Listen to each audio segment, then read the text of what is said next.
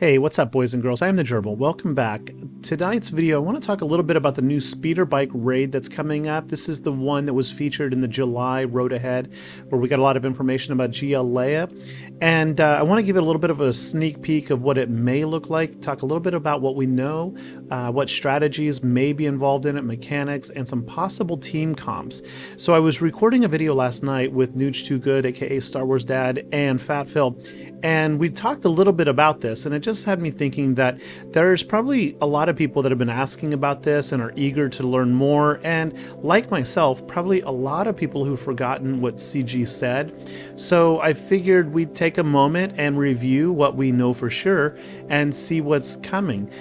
So let's get started, shall we? Oh, and another thing kind of spurred my interest in this, and that's that today in the store, Iden Versio just kind of dropped in as a bundle, and it has a 1-week window of opportunity to buy. Now, this is not uncommon. This happens a lot. There's always these marquee character catch-up packs that pop up in the store, but I thought it was interesting just the timing of it, because Iden is one of the 11 Imperial troopers you can use in the speeder bike raid, and also because, little known fact, Iden was at the Battle of Endor. Though she wasn't in Return of the Jedi, you didn't see her in the movie, she was there, and after the Death Star goes kablooey, she does end up surrendering to the rebels and directly petitions Leia face to face to basically defect and join the rebellion. So yeah, I think that this could be an indication. The timing is just interesting. And why do I think it's going to happen so imminently? Because they did say it would happen this year, though we also haven't heard any like real substantial updates, no new road aheads. In fact, they even said there won't be a road ahead this year. But I do think that the raid is coming this year. They say that it will feature GL Leia, which I'm going to show in a second. And she's been out long enough for the whales and the krakens and even most dolphins like myself to be able to unlock.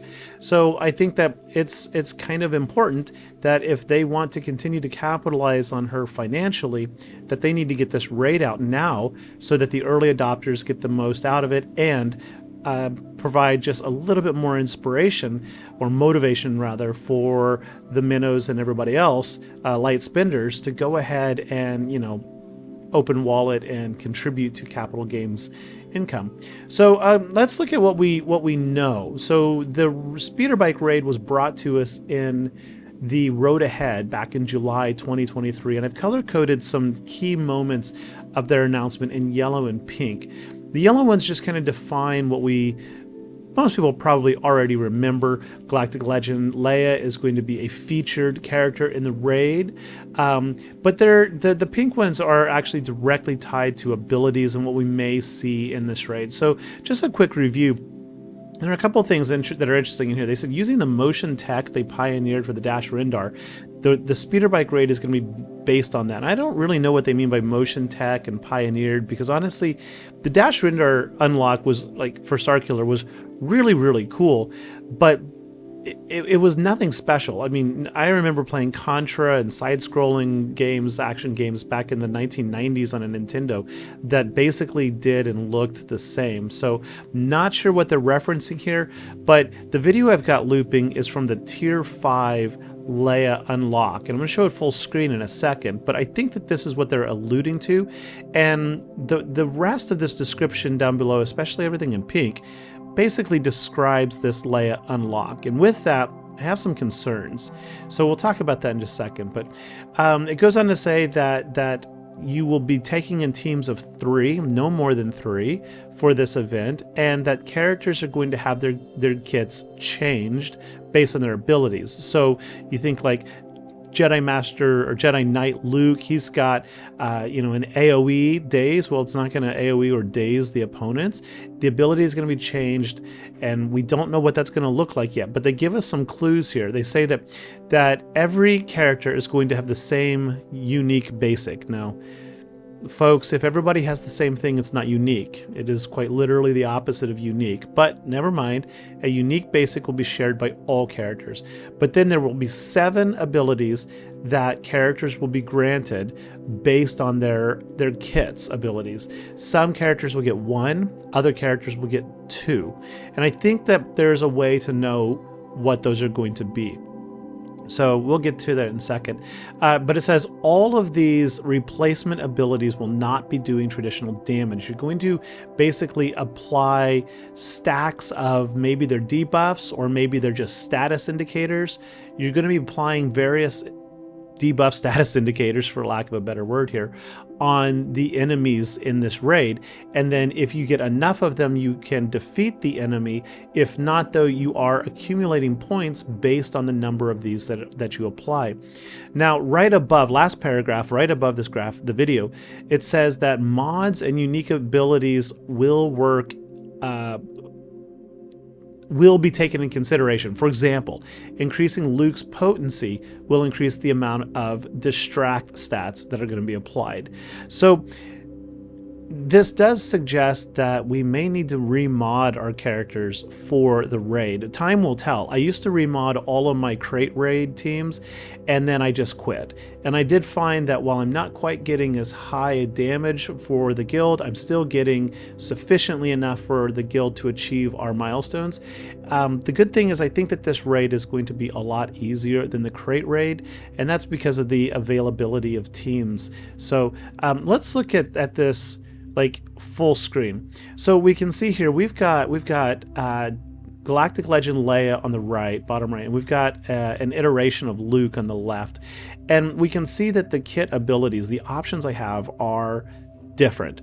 Now, one of these applies stack of distract or something. One of them applies like damage stacks or something. I don't remember. And when you get enough of these, you basically cause the enemy speeders in the front to go boom. My concern is that with everybody having the same basic and then only having 7 total abilities shared by the 30 available characters, my concern is that we may find ourselves in a situation where we're going to be running 5 back-to-back attempts on this raid, all 5 doing exactly the same thing. What do I mean by that? It's like, let's say you got 7 abilities. We'll call them abilities 1 through 7. 1, 2, 3, 4, 5, 6, 7. And it turns out through the collective experimentation and theory crafting, whatnot, that abilities 1, 2, and 3 are just fundamentally worthless. I mean, we're speculating here.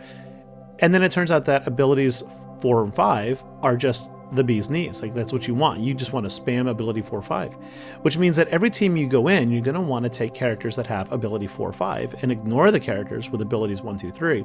Who knows about 6, 7? We'll figure that out later. And if that's the case, then I'm going to go in, as everyone is, and you're just going to spam abilities 4 or 5 that are the same across the 5 or 6 characters who have them. And there's nothing differentiating them. And if that's the case, 8 or 9 months of this raid is going to get real dull real fast. So I don't mean to sound negative. I'm actually quite optimistic about a change of pace. I really am tired of the crate raid, but I'm a little concerned about what this is going to look like. For example, in this GL unlock tier 5, you just want to, whatever of the 3 buttons is available farthest on the right, so like special 2, then special 1, then basic. That's what you want to do. It doesn't matter what's happening. You just press the far right button. If it's not available, the middle button. If neither available, the left button. So right, middle, left, right, middle, left. Not in that sequence, just whichever farthest right button is available. If the far right is available 5 times in a row, you'd push far right 5 times in a row. It's absolutely mindless. You don't have to think about it at all. Just right, middle, back to the right, middle, whatever. Just all the way on the right. In fact, you don't even want to push the basic if you can. It's just all the way on the right. See, right side ability, now right side again. Now we're going to do middle because it's available, and now basic because it's available. Now back to the right, and let's see what's coming up next. Middle. See, that's all you have to do, and you basically cannot lose. Anyway, enough of that. We got an update to the raid, and it's basically good news. This doesn't affect your teams. They said that the cadence is going to be switched to 6 days from 3. Everybody knows that. They're going to double the rewards. That's great. And then they're going to estimate it's going to run 8 to 9 months. Cool. Moving on. So this is the character list we have. It's kind of long. There's 30 names there unless I left someone out. And let's visualize that because I'm a visual person. Here it is. So these are the 30 characters, but we can only run the raid 5 times, assuming it stays the same as the crate raid. And you can only do it in teams of 3. So that literally means half of the available characters will not be usable. That's fine. That's fine. We don't want to bore ourselves to death or run this into the ground to where we hate it. So that's a good thing, I think. So only 15 characters can ride these bikes. Now, keep in mind that all characters get the same basic, and then everybody's going to get 1 or 2 of the other 7 abilities based on their current abilities. Now, what defines that? I've been thinking a lot about this. CG could assign these abilities based on the character class. Is it a tank? Is it an attacker, a support, a healer, a leader? Who knows?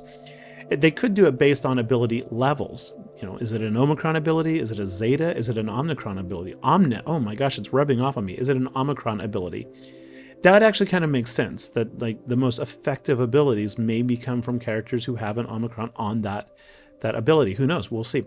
Or is it an ability that's going to be granted to them based on something they do in their kits, like a mass dispel, a cleanse, a heal, maybe debuffing your opponents, turn meter reduction, cooldown manipulation. There's so many options. Or is it something else completely? We just simply have no way of knowing, which means there's no way of knowing who to prepare. However, many of these characters in their own right are very, very good.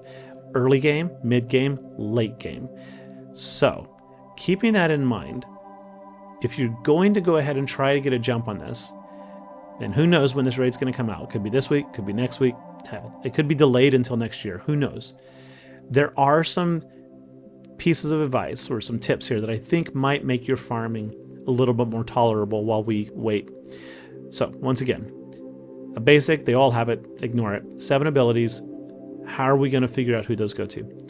Well, we can arrange our characters by character class: attacker, tank, healer, support. Interesting, there's only 1 healer there, and there are only 5 tanks. And you're probably only going to get 5 attempts at this. That leads me to believe that tanks are going to have a unique ability, period. Also that a healer, elder, is going to have a unique ability. If that's the case, and if you need one of these tanks in every raid, then every raid run, which I don't believe you will, but if you did, then you're going to want to gear up your Ewok T-bow. So sorry to say that. I don't think that's the case, though, so don't do that. Don't do that. I love my Ewoks, but don't do that. Don't do that. So I don't think that the abilities will be strictly based on this at all. There's 12 attackers and 12 supports. It's just 2 all over the place. So what if we sort them by faction? And if we do that, we have 8 Ewoks, we have 11 Rebels, we have 1 Jedi who is there all by himself. Makes sense if you watch the movie. And then we've got 12 Imperial troopers, 4 of which are Imperial remnants. Interesting. This, again, doesn't really seem to tell us much. So here's what it comes down to for me. I am doing this in my alt account, which is like 3 million GP. This is what I would suggest you consider to preemptively prepare for the raid. If you're not chasing GL Leia, hopefully you have already got a quality CLS team. If you don't have a CLS team, you need to, I would say, focus on getting a CLS team, which is simply hands down one of the best teams in the game. I think that at any level in the game, you also need a solid Imperial Trooper team. And for better or worse, GAC in 3v3 is not going away. It's happening every other month. So I know a lot of people just say ignore 3v3, they don't engage with it, and I'm like, that's the best time for you to climb your GAC ranking, because so many people don't engage with it. It's a lot easier to win. So that's when you should go fight, win, get your crystals, and then just do what you can and enjoy the 5v5, but the 3v3 is a lot easier to win. So given that, there are some ways that we can sort these characters into viable 3v3 teams for almost any level of the game. Now, of course, if you've got GL Leia, you are not going to run Lando with her, you would run R2. So the little icons are characters that are not raid viable and probably the character you want to put in that character's place. So, for example, instead of Range Trooper for the Imperial Troopers, you'd want Dark Trooper. Instead of Stormtrooper, you probably want Death Trooper with Iden, right? Instead of Wedge, you'd want CLS, Lead, or Dasher Endor, and of course R2, right? But 3v3 right now, that Chirpa squad with Wicket and Kneesaa, especially if you got the Kneesaa Kron, it just annihilates opponents. Leia is almost unbeatable for most people. Like 99% of the people out there cannot beat 3v3 GL Leia with the Drogan Kron. Imperial troopers are always decent. They are always good. They've got assault battles. They're fantastic in conquest. They're great in so many different areas of this game that you just simply really can't go wrong with them. The Han Solo, Chewbacca are two of the best rebel characters, bar none, in this game. And of course, they have one of the very best ships in the game, starting lineup in the Profundity. The only bad squad here, and I hate to say this, but is really the Ewok one, Teebo, Scout, Poplu. Now, you could take out Scout and put in Elder, put in Logray, fine, whatever, but I'm thinking of this for this raid that's coming up. And I'm thinking about character classes, I'm thinking about abilities, and I'm looking at these and I'm like, okay, I think that having an attacker, having a tank, and probably having a healer or support is going to be important. I think that the abilities granted will be in some way tied to classes, and then I think it will be in some way tied to the characters, like single target enemy versus an AoE damage, right? So like if we look at the Chirpa Kneesaa squad, Wicket and Kneesaa both have an AoE. Kneesaa has a cleanse. Chirpa has a heal. If we look at the Leia has an AoE. Drogan is a single shot. Lando is an AoE, right? And on. I mean, there's a lot of different ways to break this down. I mean, the reality is there's no way of knowing until CG tells us, because this is so out of left field and unlike any other event currently in the game. So I'm not saying, folks, that this is what you should farm or what you should do, but I am saying that there's no reason not to farm your Imperial troopers. None. Whether you use them or not in this raid. Imperial troopers, maybe Imperial remnants, these are just good characters. They are absolutely good characters. If you're going to go chase Galactic Legend Leia, you're going to get Chirpa, Wicket, and Kneesaa to Relic 3+ anyway. And it's an amazing 3v3 squad. In that process, of course, of getting GL Leia, you're going to get R2-D2. So you're going to have that for 3v3. But in the raid, I think it's going to be like Lando. And then I think we'll have another squad potentially with Han and Chewie together. But we'll see. We'll see. I don't know. It's really, really hard to know. Anyway, folks, I just kind of wanted to talk a bit more in depth about this and share my thinking. So I hope that it's not just the GLA unlock tier 5 for the next 8 to 9 months, repeated 5 times, smashing the same buttons. I really hope it's not.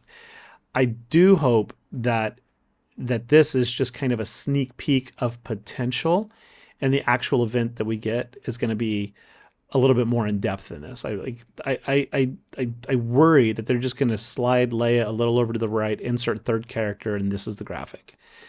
And if that's the case, then I mean, with only 7, basically 8 abilities spread out across 30 characters, and most characters only having the same unique basic, which still makes no sense to have a unique basic that everybody has, plus 7 other abilities based on character kits. There's not a lot of diversity happening there. That unless they change it, the road ahead said that most characters will have 1 or 2 abilities plus the basic. So sincerely, there's not a lot of variability here. So we'll see what happens. But I really hope again, it's just not like a Slicker, Ray, Paper, Rock, Scissor, or GLA a tier 5 unlock. Anyway, folks, I hope you've enjoyed this video. I really do. I hope it's given you some food for thought. And again, I would focus on your farming for now based on your GL Leia farm or your GAC 3v3. Just don't sleep on 3v3. Like, it doesn't matter if it's really good or not. Just don't sleep on it. It's easy wins. It really is. It's the easiest place to win.